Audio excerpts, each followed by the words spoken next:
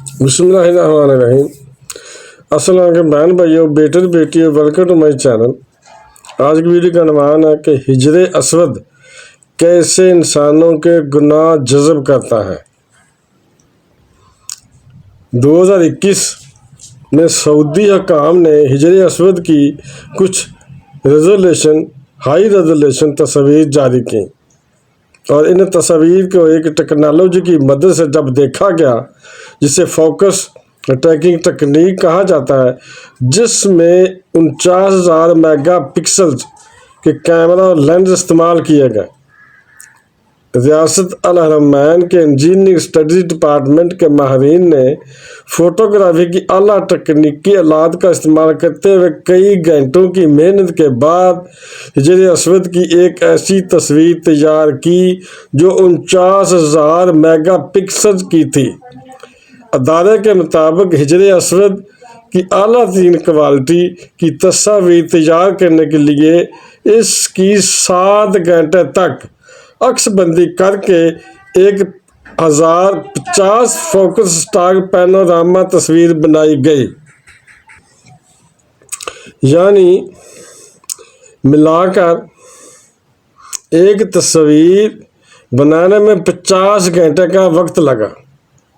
ماہرین نے حجر اسود کی 49,000 میگا پکسل کی ایک تصویر تیار ایسی کی جس میں اس کے ہر حصے کو انتہائی قریب سے اصل حالت میں دیکھا جا سکتا ہے۔ کئی گھنٹوں میں ان تصاویر کو حاصل کیا، جسے ایک خاص فوکس ٹریکنگ تکنیک کی مدد سے پروسیس کیا گیا۔ ابھی ان تصاویر کو اتنا زوم کر کے دیکھنے کا مقصد کیا تھا، اور جب غیر مسلم ماہرین نے 49,000 میگا پکسلز کی ان تصاویر کو جب زوم کیا تو اس میں ان کو ایسا کیا نظر آیا کہ جس نے ان کے ہوش اڑا دیے۔ ایک ایسا سوال ہے جس کا جواب جاننا ہمارے لیے انتہائی اہم ہے، لیکن اس سے پہلے ہم اس جنت کے پتھر کے وہ حیرت انگیز راز جاننا ضروری چاہتے ہیں جن رازوں کی تلاش میں دنیا آج بھی ریسرچ کر رہی ہے۔ مختلف اسلامی روایات اور حوالوں کے مطابق حجر اسود کو جنت سے زمین پر اتارا گیا تھا، اور یہ مقدس پتھر کئی صدی قبل اس وقت اتارا گیا جب حضرت ابراہیم علیہ السلام اور ان کے صاحبزادے حضرت اسماعیل علیہ السلام خانہ کعبہ کی کنسٹرکشن کر رہے تھے۔ حجر اسود جنت کے یاقوتوں میں سے ایک یاقوت ہے جسے سیدنا آدم علیہ السلام اپنے ساتھ کہاں سے لائے تھے؟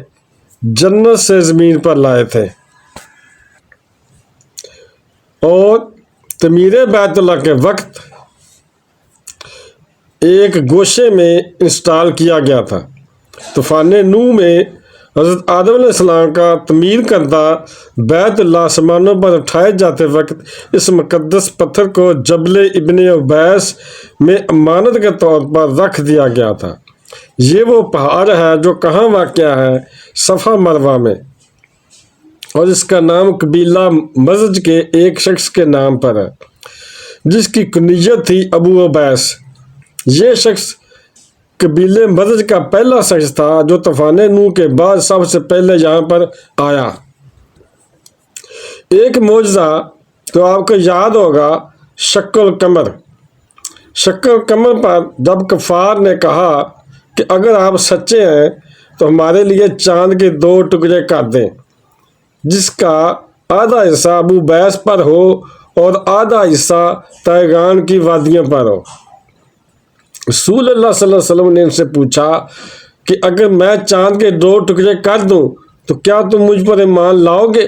تو انہوں نے کہا ہاں، ہم آپ پر ایمان لے آئیں گے۔ وہ 14ویں کی رات تھی جب رات رسول اللہ صلی اللہ علیہ وسلم نے اللہ سے دعا کی تو چاند کے 2 ٹکڑے ہو گئے۔ ایک ٹکڑا ابو بیس پر تھا اور دوسرا ٹکڑا دوسری پہاڑی پر تھا۔ تاریخی کتابوں میں ذکر ہے کہ حضرت آدم علیہ السلام نے کعبہ کی جو عمارت بنائی وہ طوفان نوح تک باقی رہی،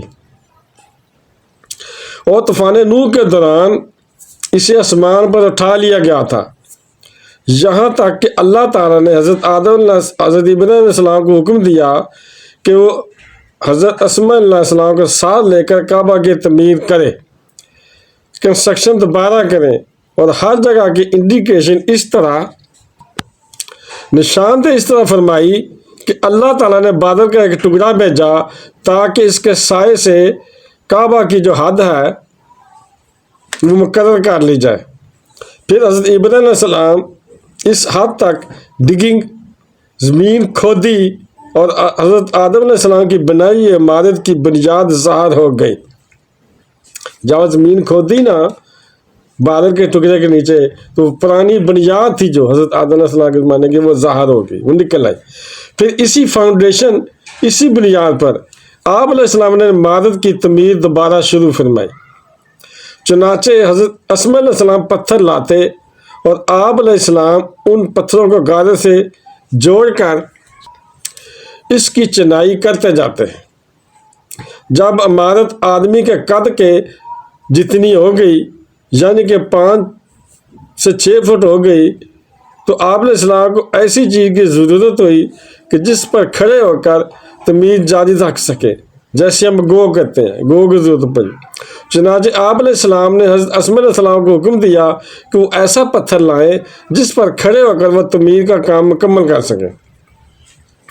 تو آپ علیہ السلام پتھر کی تلاش کے لیے جبل ابو بیس پر تشریف لے گئے، اور راستے میں حضرت جبل علیہ السلام ملے اور کہا، آئیے میں آپ کو 2 پتھروں کا بتا دوں جو حضرت آدم علیہ السلام کے ہمراہ جنت سے زمین پر آئے تھے اور بہت برکت والے ہیں۔ پھر انہیں نکال کر ایک حضرت ابراہیم علیہ السلام کے لیے لے جائیں اور دوسرے کو خانہ کعبہ کے گوشے میں دروازے سے رائٹ سائڈ پر انسٹال یعنی کہ نصب کر دیں، تاکہ جو بھی اس گھر کا طواف کرے تو اسے چوم کر یعنی بوسہ دے کر طواف شروع کرے۔ حضرت اسماعیل علیہ السلام ان پتھروں کو لائے اور حضرت ابراہیم علیہ السلام نے ایک پتھر کو اس مقام پر رکھ دیا اور دوسرے پر کھڑے ہو کر تعمیر کا کام شروع کر دیا، یعنی تعمیر ابراہیمی کی خدمت میں پیش کر دیا تھا۔ اسی طرح پھر اس جگہ کی زینت بنا دیا گیا جہاں وہ پہلے موجود تھا۔ طواف کی ابتدا حجر اسود کو بوسہ دینے سے ہوتی ہے، اور یہ جنت کا پتھر ہے جس میں اللہ تعالیٰ نے انسانوں کے گناہ جذب کرنے کی عجیب تاثیر رکھی ہوئی ہے۔ چنانچہ نبی کریم صلی اللہ علیہ وسلم نے ارشاد فرمایا کہ جس وقت حجر اسود جنت سے اترا تو وہ دودھ سے بھی زیادہ سفید تھا، پھر لوگوں کے گناہوں نے اسے سیاہ کر دیا۔ ترمذی شریف کی ایک روایت میں ہے کہ حجر اسود اور مقام ابراہیم کا پتھر جنت کے یاقوتوں میں سے 2 یاقوت ہیں۔ اگر اللہ تعالیٰ نے روشنی کو ختم نہ کرتا تو یہ پوری زمین و آسمان کو روشن کر دیتے۔ ان ہائی ریزولیوشن امیجز میں حجر اسود کے ہر حصے کو ہائی کوالٹی میں دیکھا جا سکتا ہے جو اس سے پہلے کسی نے نہیں دیکھے تھے۔ ان ہائی کوالٹی تصاویر پر جب سائنٹسٹ نے ریسرچ کی تو ان کو ایسے راز معلوم ہوئے کہ جن سے ان کو تمام سوالات کے جوابات مل گئے۔ جیسا کہ پروفیسر کارنر جو ناسا کے ادارے میں کام کرتا تھا، انہوں نے سچ کی تھی کہ کائنات کی جو شعاعیں ہیں وہ نیوکلیئر کی خطرناک شعاعوں سے بھی کئی گنا زیادہ ہیں، جن کو کنٹرول نہیں کیا جا سکتا۔ اس کا کنٹرول صرف ایک خاص قسم کے غلاف کے ذریعے کیا جا رہا ہے، لیکن اس کو اس تحقیق میں اس خاص غلاف کی طرف کہیں اشارہ نہ ملا۔ جب اس نے قرآن کی آیت کا ترجمہ پڑھا جس میں اللہ تعالیٰ کا ارشاد ہے کہ اگر ہم ان کے لیے سامان میں کوئی دروازہ کھول دیتے ہیں تاکہ اس دن میں اس میں وہ پتھر دوبارہ چڑھ جاتے ہیں، جب بھی وہ یہ کہتے ہیں کہ ہماری نگاہ کو بند کر دیا گیا ہے، بلکہ ہم ایسی قوم ہیں جن پر جادو کیا ہوا ہے۔ اس آیت میں اشارہ اس طرف ہے کہ ہم نے ایسی طاقتوں کو کنٹرول کیا ہوا ہے، تو پروفیسر اس آیت کو جاننے کے بعد مسلمان ہو گئے۔ کیونکہ اس کے اپنے ظن پر دلیل مل گئی، اسے جو مثال چاہیے تھی وہ مل گئی۔ اسی دوران اس نے حجر اسود پر سچ کی اور بتایا کہ یہ دنیا کے پتھروں میں سے کوئی پتھر نہیں ہے ایسا، اور یہ اپنی طرف دیکھنے والے، اسے ٹچ کرنے والے ہر ایک کا نام ڈیٹا اپنے پاس سیو کر لیتا ہے۔ اور سائنس کی اس سچ کی طرف آج سے 1450 سال پہلے نبی کریم صلی اللہ علیہ وسلم نے ارشاد فرمایا کہ حجر اسود کو اپنے عمل خیر کا گواہ بنا لو، کیونکہ قیامت کے دن یہ سفارشی بن کر اللہ تعالیٰ کے دربار میں اپنے چھونے والوں کے لیے سفارش کرے گا۔ سبحان اللہ۔ اس کی ایک زبان اور دو ہونٹ ہوں گے۔ سبحان اللہ۔ تو بہن بھائیو، بیٹے بیٹی، اگر آپ کو یہ ویڈیو اچھی لگی ہے، سب کا موضوع ہے، تو اسے آگے صدقہ جاریہ سمجھ کر شیئر کر دیں، اور اگر ابھی تک آپ نے میرے چینل کو سبسکرائب نہیں کیا تو لازمی کر لیں، اور بیل کو دبا کر آل پر کلک کر دیں تاکہ میرے آنے والے اچھے ویڈیوز آپ کو ملتی رہیں۔ چلو ملتے ہیں نیکسٹ ویڈیو میں۔ السلام علیکم، خدا حافظ۔